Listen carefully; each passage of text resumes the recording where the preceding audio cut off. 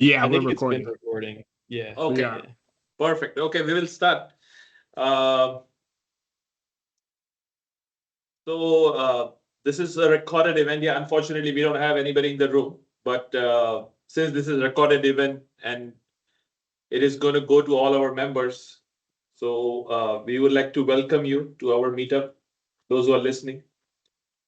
Uh, Brief intro about Big Data Bellevue. We are doing this meetup for the last 10 years. Siddharth and I have been doing. Siddharth has had to go to an event today. That's why he's not here. But normally he does this intro. So we have been doing this for over 10 years now. And today we have from WarpStream. Today we have, yeah. Today we have Caleb Grillo from WarpStream. Caleb is a product manager at WarpStream. He has 7 years of experience working with streaming data. And previously he has spent 4.5 years with Confluent, where he helped build out a large-scale, fully managed service built on top of Kafka. And today's topic is lower Kafka storage with WarpStream streaming data platform. And the main point in the intro from Caleb and Sean was how to lower your Kafka costs by over 10 times. So uh, without any further ado, I'll hand it over to Caleb. Thank you, Caleb. Sure. Yeah. Thank you. Yeah, it's great to be here. Can you see my screen okay? Yes. Okay. I can see. Just a second. Let me get all set up here. Okay, cool. Yeah, so today I'm going to talk a little bit about sort of what's possible if you rethink some things that we think are generally common knowledge in data systems. And so, there's a lot of new infrastructure products that are coming online that are built on top of cloud object storage like S3. And WarpStream is one of those systems. But hopefully, I'm going to talk about WarpStream today, but hopefully there's also some more general takeaways that you can get from this. Even if you're not a Kafka user, if you don't care about Kafka at all, hopefully this will still be interesting. You'll be able to sort of learn some things about how we solved some problems with basically adapting an existing technology to the brave new world of cloud native architecture. So just some background about the company and about who we are. Our founders, Richie Artool and Ryan Worrell, they built a system at Datadog called Husky. And so Husky is Datadog's columnar database for observability data. And it uses a stateless architecture with decoupled data and metadata and decoupled storage and compute, basically to deliver dramatically reduced costs and operations. And so by implementing Husky, Datadog reduced the operational burden of running their sort of core data store and the cost of running it by basically an order of magnitude. My experience with Kafka, gone over this a little bit already, but I first got started with Kafka when I was a product manager at Wayfair. So Wayfair is a large e-commerce site. You might be familiar with it. They own lots of other brands other than just Wayfair. And I was working on the competitive intelligence team at Wayfair. So lots of scraping competing pages and seeing who has which products listed. And it was a really sort of big data problem.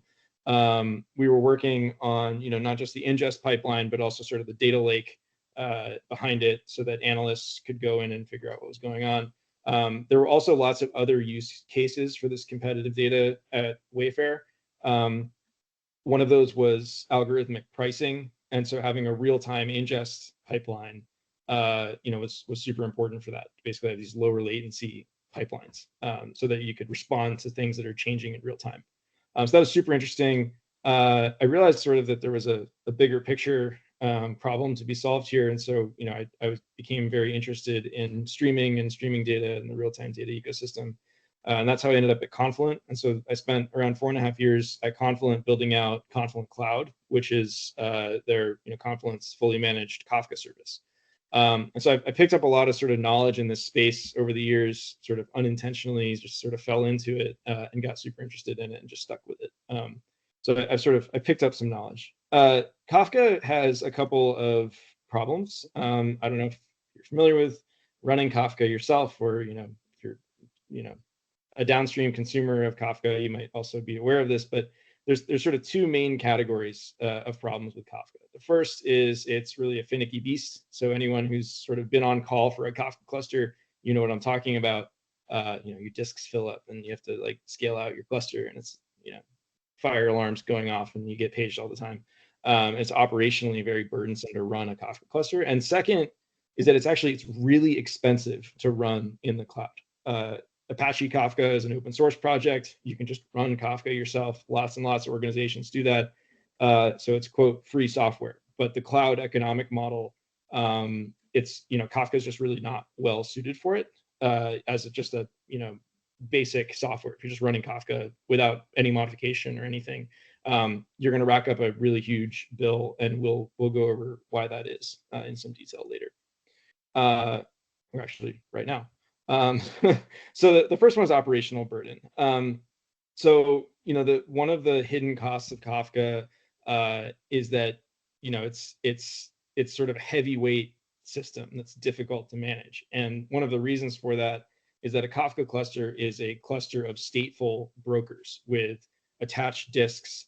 There is, more recently, there's been sort of innovations in Kafka where you can have tiered storage, so you can offload storage to object storage, but you still always have some amount of local disk, and that's really problematic. So no matter how much tiered storage you have, you're still going to have local disks on your Kafka brokers. This means that because it's a stateful system, it's really difficult to elastically scale a Kafka cluster. So it's pretty easy to add nodes to a cluster, although it's not trivial. But subtracting nodes from, you have a burst of traffic and you want to scale out your cluster to handle the capacity, scaling it back in is really, really, really difficult and fraught with danger, because you have to basically drain brokers that you want to eliminate, and then delete those brokers and hope you don't delete the wrong ones, because then you'll have data loss.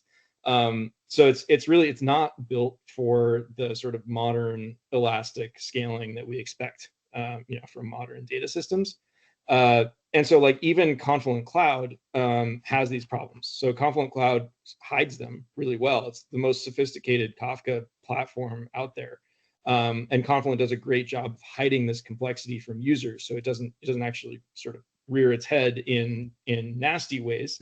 But it's because it's this stateful system, you pay a financial cost. So Confluent Cloud is enormously expensive because the work required to sort of hide all these issues, has to be worthwhile for the company running the Kafka cluster.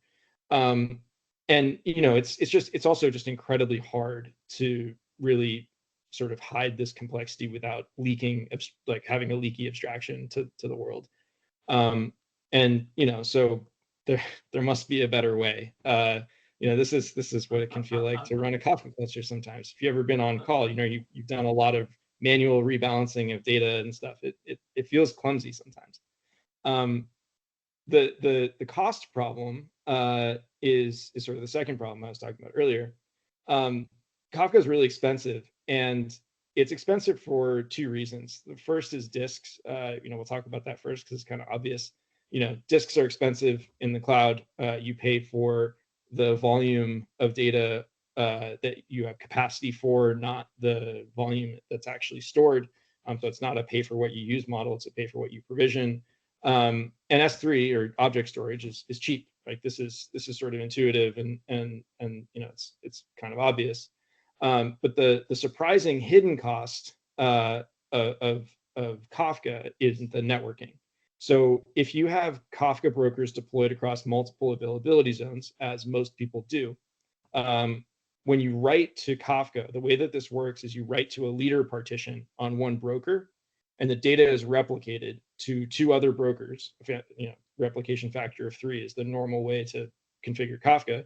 And if you configure it for high availability to survive a zonal outage, then your leader partition gets replicated to 2 followers. And so even if you have tiered storage enabled, every byte of data that you write to Kafka gets replicated twice. So this ends up being, at 2 cents per gigabyte to replicate data across AZs, ends up being sort of an average of 5.3 cents per gigabyte transferred to Kafka, because 1/3 of the time your producer will happen to be zone aligned with where the leader partition is, and then no matter what, you're going to replicate across AZs twice. And so it's 5.3 cents is what you end up with per gigabyte written to Kafka in your networking bill. This is hidden because it's not attributable directly to a given resource, like a Kafka cluster, a cluster of brokers. So a lot of people don't realize that this is costing them money. And then this is assuming that you have what's called fetch from follower turned on, where your consumers are always zone aligned with the brokers that they read from. This is actually in practice very difficult to do. So many people don't use the fetch from follower feature of Kafka. So your consumers can also be misaligned with the zones that your partitions are in that you're reading from. This is, a little bit in the weeds, but effectively all you need to know is that every gigabyte you write to Kafka is going to be at least 5.3 cents per gigabyte in AWS for cross AZ networking. So why are you the way that you are, Kafka? The first sort of the major insight that we've had at WarpStream is that, well, first Kafka was designed to run in a data center environment. It was designed to run where this cost concern of networking was not a concern. You had pre-provisioned resources, they're a sunk cost. It doesn't cost you anything to replicate data between racks. Like, it doesn't matter. You can maintain HA and it doesn't cost you anything extra other than the servers you're running on. But most people are running Kafka in the cloud these days. And so the cross AZ networking thing matters. And the basic architecture of Kafka really hasn't changed that much over the years. And sort of the second reason why Kafka is the way that it is because really the entire data streaming space in general, including the Kafka community, has sort of had this relentless focus on performance and near zero latency. And so like entire companies have been founded on the premise that Kafka could be faster and more performant, and latency is super important. And if you go and look at sort of benchmarking and marketing material, almost all of it is focused on performance and latency. And nobody really mentions operational burden or networking costs, but those are the 2 biggest problems. And so this push for extreme low latency has really, until recently, been sort of an immovable constraint, sort of taken as a given that you must be striving for the lowest possible latency. And so because of that, you have to make other sort of sacrifices and other trade-offs. And we think this comes really from just a fundamental misunderstanding of sort of the value of real-time systems. So when you convert like an 8-hour batch job to a streaming data pipeline, how much do you really care about optimizing for another, few milliseconds of latency? It kind of doesn't matter. You've done a huge amount of, you've gained a lot of value from reducing from 8 hours to real time, effectively near real time. And of course, I mean, this isn't to discount the fact that like real use cases for extremely low latency do exist. If you have multiple pipelines that are chained together where they have to synchronously sort of work together, the latency can add up, and we understand that, but we're not claiming that WarpStream is the best thing for all Kafka use cases. We think that there are workloads that are a good fit and workloads that are not, and sort of we think that we can help with the workloads that are a good fit that don't require this sort of sub 100 millisecond, hyper low latency type sort of setup.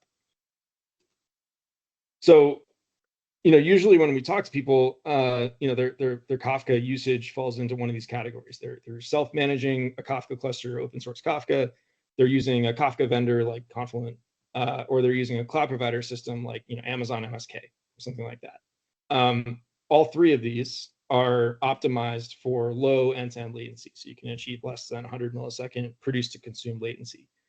They vary on cost and operational burden and sort of data sovereignty, but really they all have this one thing in common, which is that they're trying to provide low latency data pipelines. And so there's sort of this missing gap where something that's low cost, low operations gives you data sovereignty, but sacrifices latency. And this is what we've built at WarpStream. This is where we fit in. And so a little bit about the WarpStream architecture. So WarpStream basically eliminates all local storage from the compute layer. I was talking earlier about how Kafka is a stateful system and the broker has attached disks. With WarpStream, we replace the broker with an agent, and so there's no local disk on the agent. And so this stateless architecture means a few different things. It means there's no partition rebalances when a node joins or leaves the cluster. And so there's also no leader elections required because there's no leaders. And so that means that it's really trivial to scale in and out the cluster. So unlike Kafka, where you have to do sort of rebalancing data between brokers, with WarpStream, you don't have to do that at all because the compute layer doesn't have any storage other than memory, but it doesn't have disks. And then the second sort of thing that we do with WarpStream is by removing the disks, we write straight to object storage. So in AWS, that's Amazon S3. And S3 still provides you with multi-zone HA, but they don't charge you for replication. So when you write data to S3, you're not charged for replicating those bytes, even though replication happens. And it's sort of the data is sophisticated. They have a very sophisticated replication system that makes sure that your data is persisted in an HA way. You're not directly replicating data between nodes in your compute layer, and so you're not charged for cross AZ networking for that replication or for that HA sort of high availability of your data. And so by writing directly to object storage, we can eliminate 100% of the cross AZ data transfer charges that I was talking about earlier. We do that by sort of you can configure WarpStream so that your producer is always zone aligned with an agent in the same AZ. There's a fancy way to do that. We wrote a blog post about it. It's on our blog. It's called Hacking the Kafka Protocol. That describes how we do this. It's also, we document how to set it up so that so it's always zone local produce traffic. And then when your consumers are consuming, they can also be zone aligned. And so there's no cross AZ data transfer anywhere in the system, even though you still get high availability by using object storage. So that's a lot of information. Let's sort of get into a little bit more detail about how it actually works. Might actually make things a little clearer. So first principle is that we sort of optimize for cloud unit economics in our design. We basically take these as a given. So the entire storage engine is designed around minimizing the biggest cost of using S3, which is put and get operations. So every time you write data to S3 and every time you read data from S3, there's a tiny charge for the API call. And so we're very thoughtful about that because that suddenly becomes a very significant cost unless you're very careful with how you design the system. So as we've already discussed, sort of networking is free and storage is cheap. And so if we can accept a little bit of latency, we can gain a lot in other areas. I was showing sort of the slide earlier that had the storage pricing on it. 2.3 cents per gigabyte per month in S3 is far cheaper than what you can get with EBS. And the other problem with local storage is not only that it's capacity, sort of pay for capacity, it's not pay for what you use. You also have to over provision your disks so you have headroom, because if you fill up your disks, you're going to have a data loss problem. You're not going to be able to accept any more data. So S3 is also a bottomless pit effectively for your data, so you don't need to worry about that that aspect. You're never going to have full disks if you're using S3. As I was describing earlier, the S3 sort of cross AZ networking for replication is free. It happens, you don't see it, but it's happening behind the scenes, on the other side of the API. So sort of a naive implementation of Kafka on S3 would sort of write a file per topic partition. So partitions are the unit of parallelism in Kafka after all. And so, let's just put the partitions in S3 as files with, small files for different log segments. And in practice, this would cause a big economic problem. You would basically just be swapping networking costs for S3 puts because you'd be doing a lot of S3 puts. And that becomes really expensive at scale. And so you would either be forced to pay that cost or wait for a very long time for some buffer to fill in the agent and then write a big file to S3. And neither of those are very good solutions. And so instead, we combine data from multiple topics and multiple partitions and write larger files periodically to S3. So by default, WarpStream combines data from multiple topics and multiple partitions of those topics and writes one file every 250 milliseconds, whatever happens to be there, every 250 milliseconds, or 4 megabytes, whichever comes first. So if you have a high throughput workload, you're going to be writing more files to S3.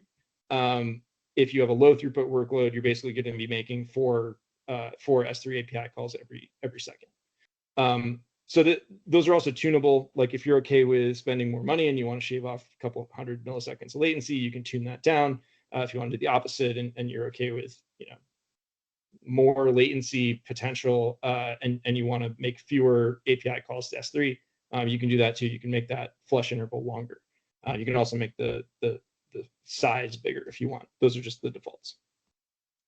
So this is what sort of very high level overview of what a typical file that's like written from the WarpStream agent to S3 looks like. You'll notice it contains data from multiple topics, many partitions, and also the partitions are not necessarily sequentially written. We preserve all the ordering guarantees of Kafka, meaning data within a partition is still ordered and we maintain that ordering. But we the individual files that we write to S3 are like horizontal stripes. They're not vertical, partition oriented files. If that makes sense. So this is kind of what the write path looks like. So step one on the left, I don't know if you can see this very well, but hopefully you can. Step one here from the client is that the Kafka producer sends a produce request to the WarpStream agent. And so the WarpStream agent basically sits there accepting produce requests for a period of time, 250 milliseconds by default, and buffers those produce requests in memory. So that's step two. The third step here is to flush that file to object storage. So in Amazon, that's AWS, that's S3. And at the same time, commits metadata. So the metadata associated with all those records that the client produced, commits those to the metadata store. And only when you get an acknowledgement from object storage and thumbs up from the metadata store that the data is committed, do we provide an ACK back to the client to say, quote unquote, Kafka got your message. And so that's how we achieve, that's how we avoid data loss. So in the event that, the agent disappears before providing this ACK, the client will just retry by default. So all Kafka clients have that retry logic. And then sort of, yes, go ahead.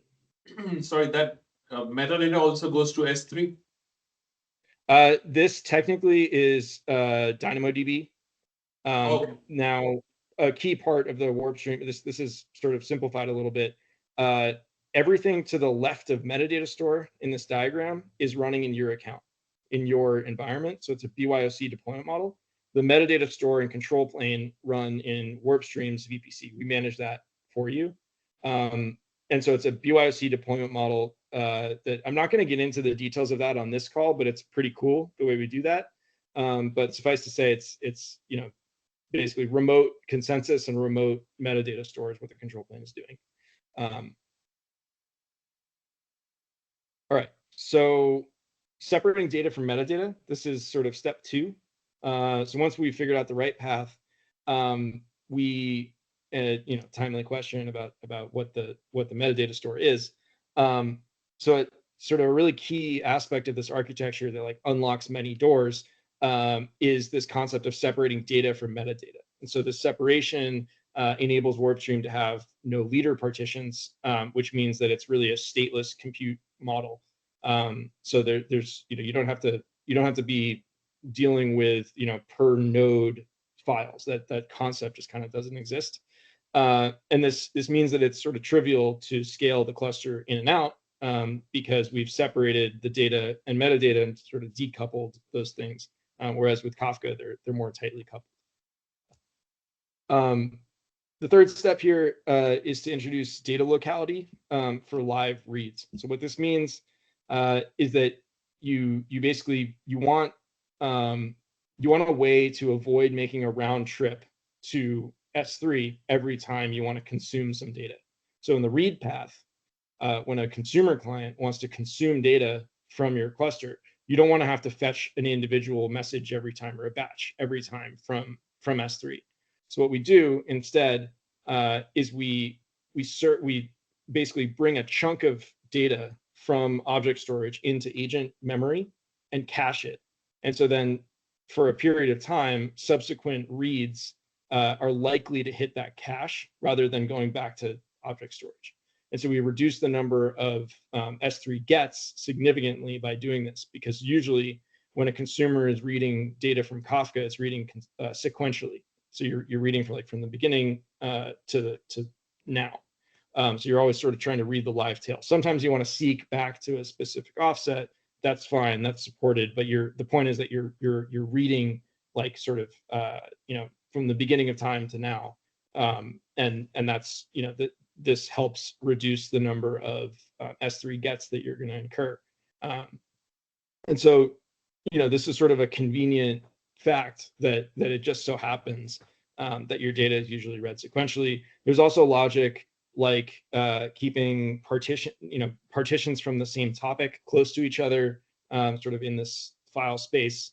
There's a lot that goes into how we organize the data in S3. And then step 4 is try to figure out how to do data locality for historical reads. So for live reads, you're reading the live tail. That's pretty straightforward. You just take the most recent file and you put it in memory and then hit the cache. But a lagging consumer, one that's like seeking to a specific offset in the past or just fell behind, this can cause problems because it's reading a portion of the log that sort of isn't needed by any other consumer. So it's gonna incur its own S3 costs, and no other consumer is going to make use of it. And so the way we handle that is by doing file compaction. And so we're constantly sort of compacting files in object storage in the background, basically to provide bigger and bigger files with more and more data locality, so that when a historical read happens, you're going to still have that locality, hopefully, as you're getting fetching the data into memory and then reading back to the consumer. And so this it reduces the chance that your consumer is going to need to fetch a new file from S3 constantly in order to serve reads, because the larger files containing more data get cached when the lagging consumer fetches older data. And so what you get with this is a system that's still real time, but it's not what you would expect from like a Kafka cluster in terms of sort of performance and latency. You like I was saying earlier, we sacrifice latency in order to deliver massively better cost savings and way better operations overhead.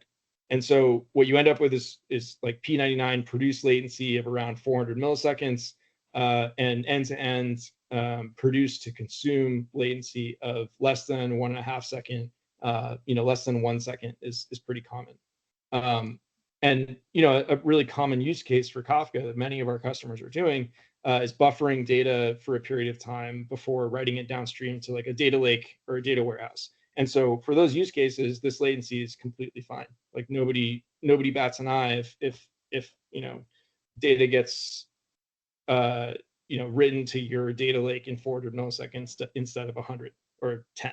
Yeah, it's not consequential. There's no business impact. So here's a few of our customers, just to sort of make it real. There's a lot that I didn't go into about what makes WarpStream cool. I covered the basics, but there's some really interesting things we can do because of the stateless architecture. But there's a case study that we put on our website with this customer, Pixel Federation. So Pixel Federation is a gaming company. They have 140 million active players, and they leverage WarpStream to basically flex a cluster across multiple VPCs with a shared S3 bucket. That's one of the things you can do with WarpStream because the metadata and data are decoupled. So the metadata store runs remotely. It doesn't care that your agents are in the same VPC even. They can be in multiple VPCs, multiple AWS accounts. As long as they have access to the same object storage bucket, they can be part of the same cluster. And so that's what Pixel's doing. They have multiple VPCs, and they have producers in some VPCs and consumers in others. And this kind of complicated topology. It's basically this hub and spoke topology. When they first came to us, they were like, "Oh, this can be a networking nightmare. We got to figure this out. We got to use like all this, hub and spoke networking topology." And we're like, no. Just use one object storage bucket. Use S3 as the network, and that sort of light bulbs went off, and so they just deployed it this way, and it just works. You could never do this with Kafka. It'd be extremely difficult to make this work with Kafka because the brokers all expect to be local with one another. Zomato is another customer we're very excited about. So Zomato is the second largest food delivery app in the world.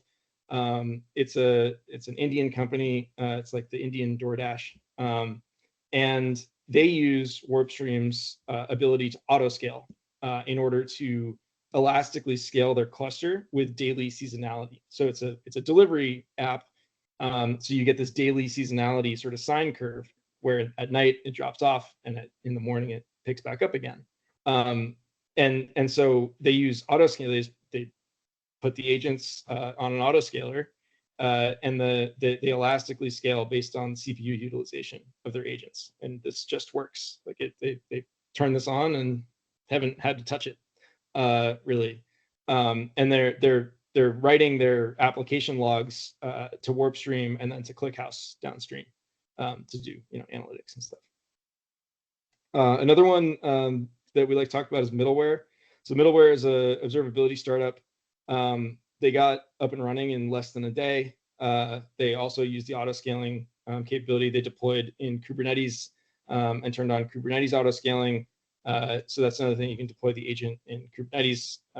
We use ECS internally, so like Elastic Compute Service, but you can really deploy them wherever you want.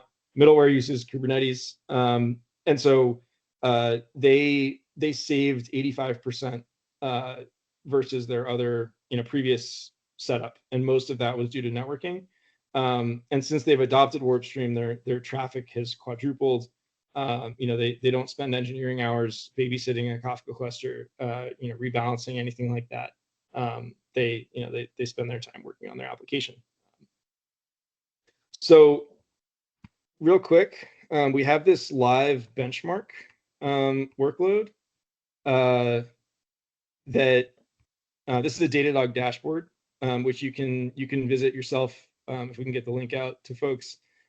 This is a public dashboard where we're basically monitoring our own benchmark workload that we're running in our environment. This is using the open messaging benchmark client. We're writing 175 megabytes per second with about 3x consumer fan out. And we configure this workload to scale down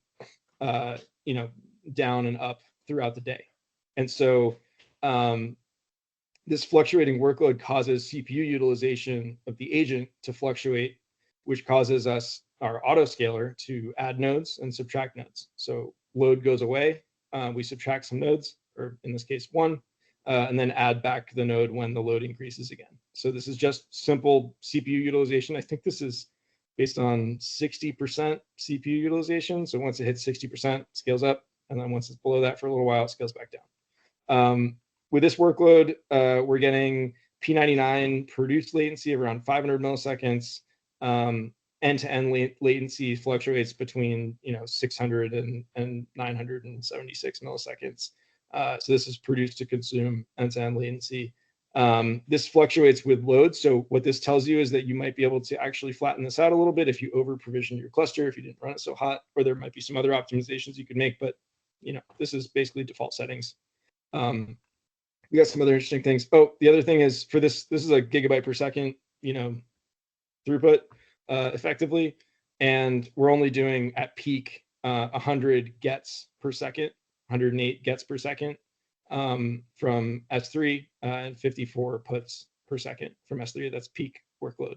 So that gives you an idea of how we've been able to consolidate, by writing bigger files, these puts and gets. Like I was saying earlier, you can tune this too. So we could, if we're saying, oh, we're spending way too much on S3 API calls, we can tune this so that we'd spend less and have higher latency, or we could do it the other way and decide to spend more, but have a better performance. We go into costs here. This is, you can play with this yourself. We have public pricing. You can see what it would cost.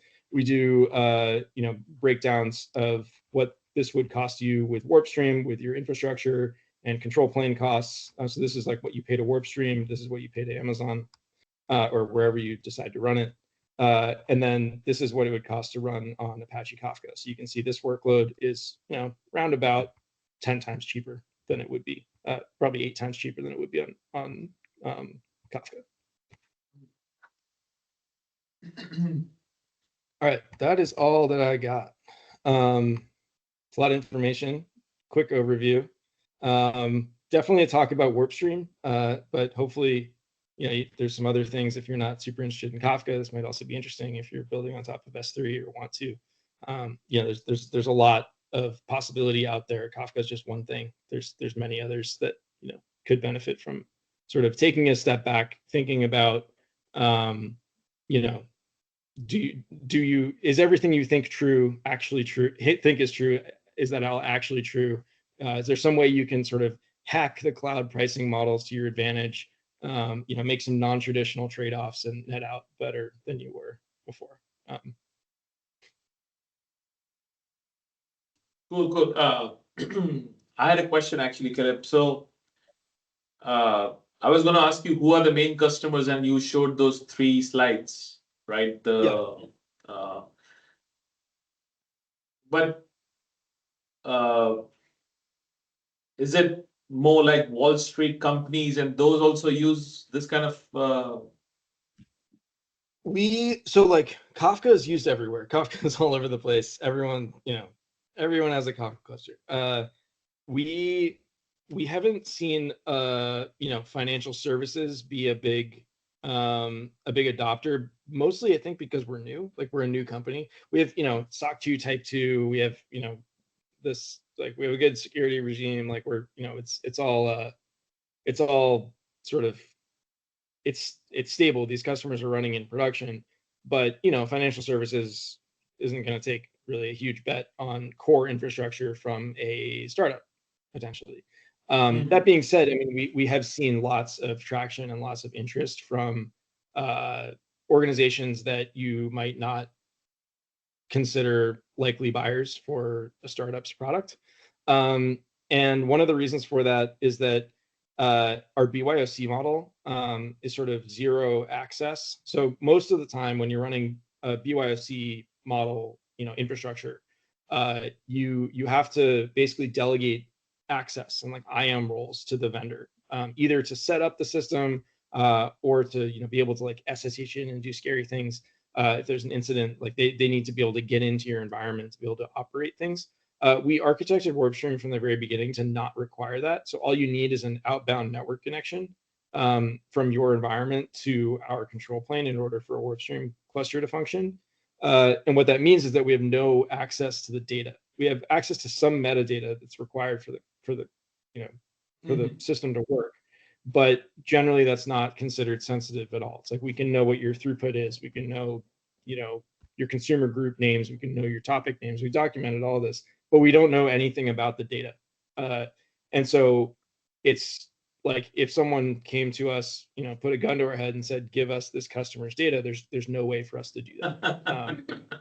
We don't have it. Yeah. Okay. Yeah, interesting. Interesting. Yeah, I always wondered who are Kafka customers, but yeah, you gave example of Zomato and then the gaming companies, and yeah, so that was interesting.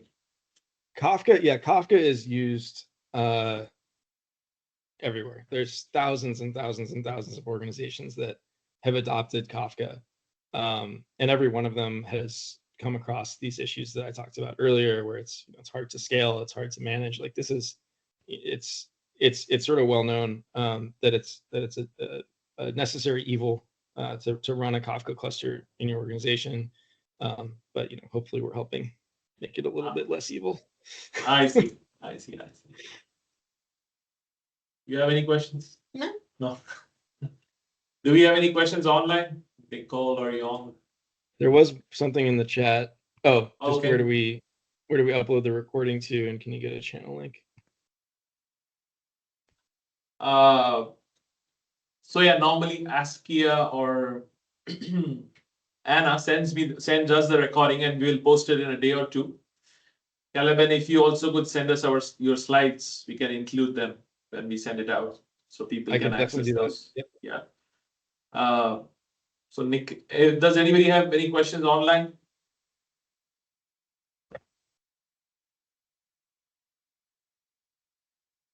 Okay. Awesome. You have anything else for us, Caleb? No, I think that's it. Thanks for having me. Great to be here. Happy to follow up. I'm Caleb at WarpStreamLabs.com. If anyone wants to get in touch with me, very, very easy to remember. And yeah, I'm happy to be here.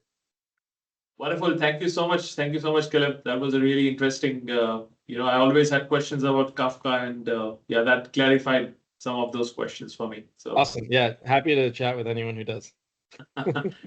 Thank you again. Thank you. See ya.